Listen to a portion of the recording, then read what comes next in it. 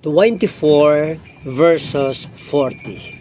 Sino ang mas may advantage? Akala mo ba mas lamang ang 40 years old dahil matagal nang nagtatrabaho? Hindi. Sa usaping pagpapalago ng pera, pwedeng mas lamang ang 24 years old. Bakit? May dalawang tao na parehong nag-invest ng 5,000 bawat buwan. Parehong discipline, parehong halaga. Ang pagkaiba lang, ang isa nagsimula sa edad na 24. Ang isa nagsimula naman sa edad na 40. Sa investing, hindi lang pera ang nagpapayaman, oras. Habang mas maaga kang nagsisimula, mas matagal na nagtatrabaho ang pera mo sa iyo.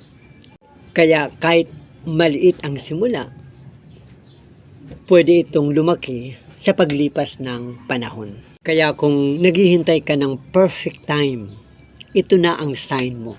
Simulan mo ngayon.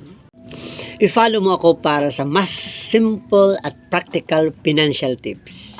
At i-share mo ito sa isang taong laging nagsasabing, share na lang. Kaya't laging tandaan, ang pisong iniipon mo ay isang hakbang palapit sa iyong financial life na deserve mo. See you in the next video.